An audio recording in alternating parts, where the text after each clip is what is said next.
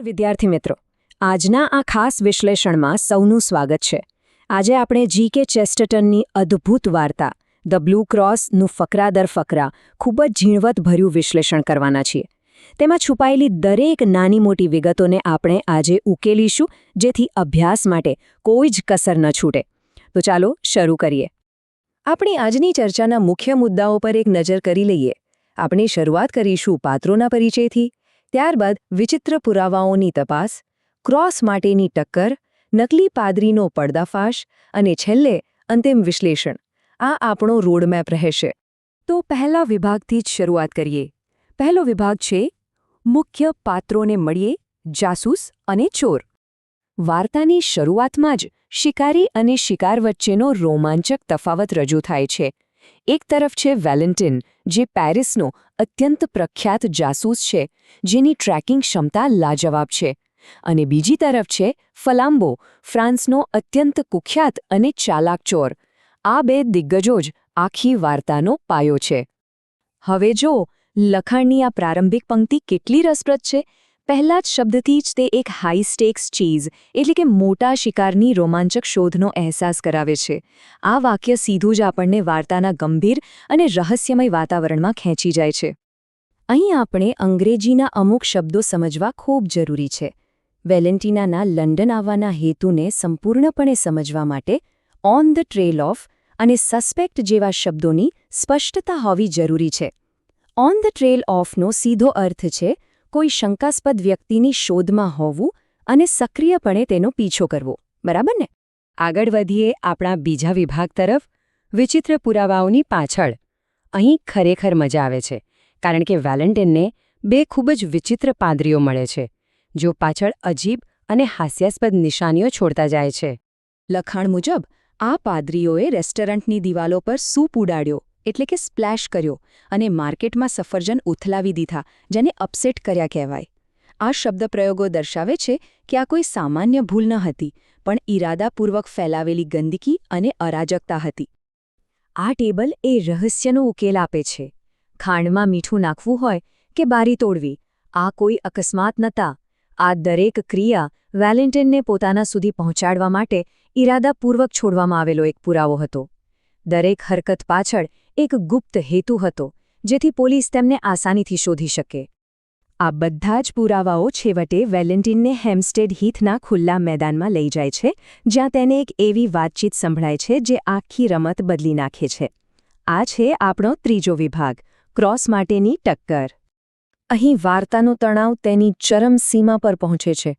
એક તરફ ફલામ્બોનો અવાજ છે, જેમાં ભયાનક હિંસા અને અત્યંત કિંમતી એવા નીલમ જડિત ક્રોસની માંગણી છે, અને બીજી તરફ ફાધર બ્રાઉન એકદમ શાંત ઊભા છે, જાણે કે મૂર્ખ હોય અથવા ડરના માર્યા જામી ગયા હોય. આ વિરોધાભાસ ખરેખર અદ્ભુત છે. આ સીધું જ લખાણમાંથી લીધેલું અવતરણ છે. તે ફ્લેમ્બોના શારીરિક વર્ચસ્વ અને તેના અતિશય આત્મવિશ્વાસને દર્શાવે છે. તેને લાગે છે કે તે જીતી ગયો છે. તે સ્પષ્ટપણે ધમકી આપે છે કે તે ફાધર બ્રાઉનને ઘાસના રમકડાની જેમ તોડી નાખશે. વિચારો, કેવો ડરાવણો માહોલ હશે. હવે આવે છે ફ્લેમ્બોની ચાલાકી. તે ખૂબ ગર્વથી કહે છે કે તેણે અસલી પાર્સલ જેવું જ એક ડુપ્લિકેટ બ્રાઉન પેપર પાર્સલ પહેલેથી જ બનાવી રાખ્યું હતું અને રસ્તામાં જ તેને બદલી નાખ્યું હતું.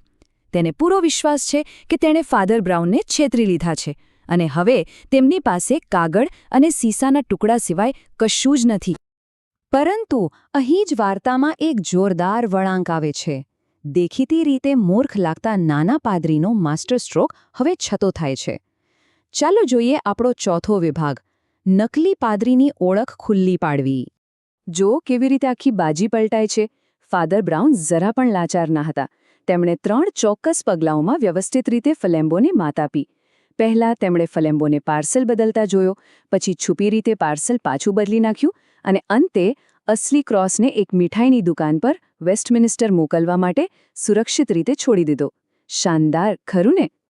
હવે આપણા મનમાં એક બહુ મોટો પ્રશ્ન થવો જોઈએ. એક સાધારણ ગામડાના પાદરીએ આવા શાતિર અને માસ્ટર ક્રિમિનલને પહેલી જ મુલાકાતમાં કેવી રીતે પકડી લીધો? ફ્લામ્બોનો વેશ આટલી જલ્દી ખુલ્લો કેવી રીતે પડી ગયો? તો તેનો પહેલો ભૌતિક પુરાવો છે ફાધર બ્રાઉનની બાંહે, એટલે કે સ્લીવની નીચે દેખાતો એક નાનો ઉપસેલો ભાગ. ફાધર બ્રાઉને તરત જ નોંધી લીધું કે આ ગુનેગારો દ્વારા પહેરવામાં આવતા કાંટાવાળા બ્રેસલેટની સ્પષ્ટ નિશાની છે.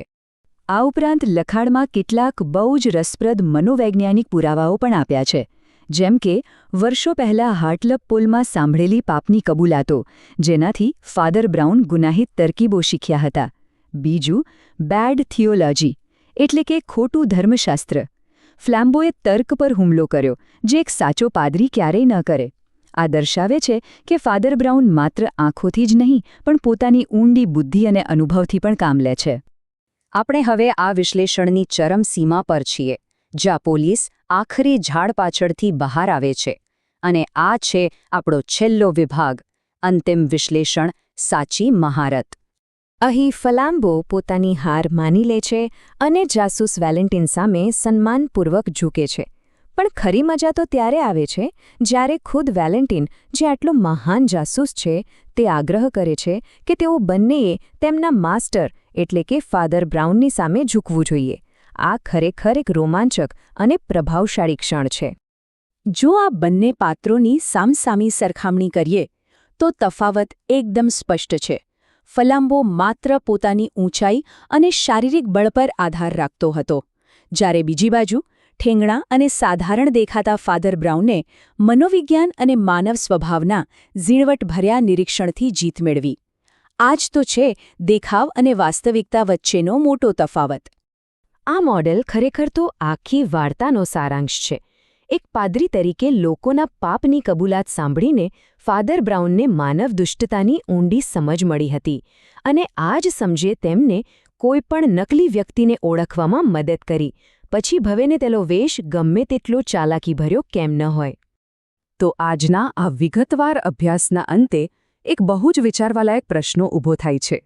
શું જાસૂસીની સાચી શક્તિ માત્ર બૃહદદર્શક કાચ અને પગલાંના નિશાન શોધવામાં છે, કે પછી તે માનવ હૃદય અને તેના સ્વભાવની ઊંડી સમજણમાંથી આવે છે? વાસ્તવમાં માનવ સ્વભાવ પરનું અતૂટ ધ્યાન એ જ કોઈપણ રહસ્ય ઉકેલવાનું સૌથી મોટું અને અસરકારક હથિયાર છે. વિદ્યાર્થી મિત્રો, આ એક બહુ મોટો બોધપાઠ છે. આશા છે કે આ ફકરા દર ફકરા વિશ્લેષણથી ઘણી નવી બાબતો શીખવા મળી હશે. આવા જ રસપ્રદ અભ્યાસ સાથે